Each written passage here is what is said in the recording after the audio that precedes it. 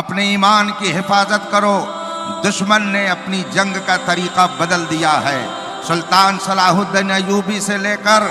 سلطنت مغلیہ تک کے مسلمانوں کی تاریخ کو پڑھنے کے بعد انگریزوں نے یہ بھانپ لیا ہے کہ ہم مسلمانوں کو تیر اور تلوار سے کبھی زیر نہیں کر سکتے ہیں۔ ہم اگر ان کو اپنے پنجے میں رکھ سکتے ہیں، ان پر اگر ہمارا قابو چل سکتا ہے اور ان پر ہم اگر اپنا جادو چلا سکتے ہیں تو تیر اور تلوار کے ذریعہ نہیں بلکہ حکمت عملی بدل کر کے اب ہمیں کام کرنا پڑے گا۔ انگریزوں نے یہ منصوبہ بنایا کہ ہم حکمت عملی اپنی بدل لیں، اب ان سے ہم جنگ تلوار کے ذریعہ توپ کے ذریعہ نہ کریں بلکہ اب ان کی فکر کو بدلیں، ان کے نظریات کو بدلیں، ان کے عقیدے کو بدلیں، اور عقیدہ کو بدلنے کے لیے سب سے پہلے ضروری ہے کہ مسلمانوں کے دلوں سے محبت رسول کو ختم کر دیا جائے، عظمت مصطفیٰ ان کے دلوں سے محو کر دی جائے۔ جب ان کے دلوں سے محبت مصطفیٰ نکل جائے گی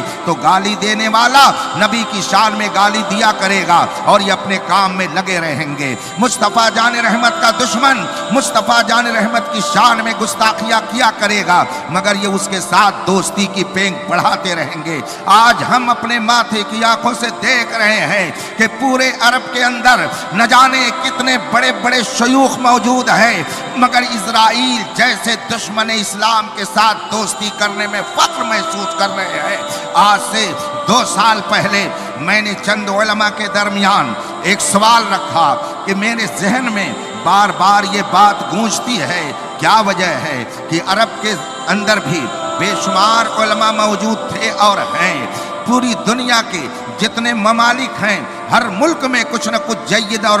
بہترین علماء پائے جاتے ہیں۔ جس وقت نجدیت اور وہابیت نے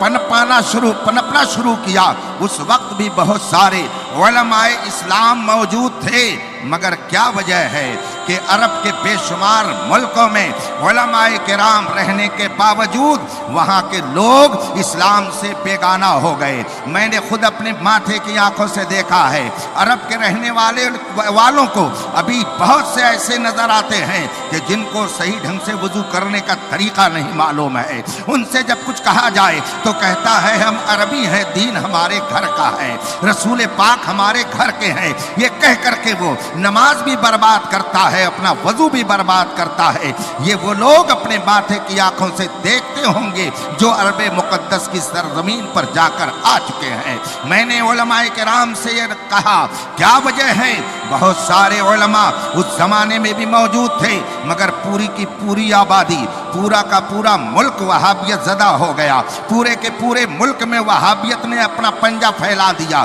وجہ کیا ہے؟ اور ہندوستان جبکہ یہاں پر اس زمانے میں انگریزوں کی حکومت تھی، ہندوستان میں جب وہابیت آئی ہے، نجدیت آئی ہے، انگریزوں کا دور تھا مگر اس کے باوجود آج بھی الحمدللہ 80% مسلمان مصطفیٰ جان رحمت پر جان دینے کے لیے قربان نظر آتے ہیں۔ کیا وجہ ہے کہ اہل سنت و جماعت آج بھی 80% ہندوستان میں پائے جاتے ہیں؟ وجہ کیا ہے؟ جبکہ وہاں پر بہت سارے علماء موجود تھے مگر وہ بندش نہ باندھ سکے۔ میرے ذہن میں یہ سوال کھٹکتا ہے، جلیل القدر علماء کی محفل تھی، میں نے جب ان کے سامنے یہ سوال رکھا الگ الگ طریقے سے لوگوں نے اس کا جواب دیا، کسی نے کچھ کہا، کسی نے کچھ کہا اور اس کے بعد میں ایک طویل گفتگو چھڑ گئی اور پھر نتیجہ یہ نکلا سارے علماء نے اتفاق رائے سے یہ بات کہی، مولانا بات یہ ہے کہ دوسرے ملکوں میں اگرچہ بے شمار علماء تھے، بے شمار مفسرین تھے،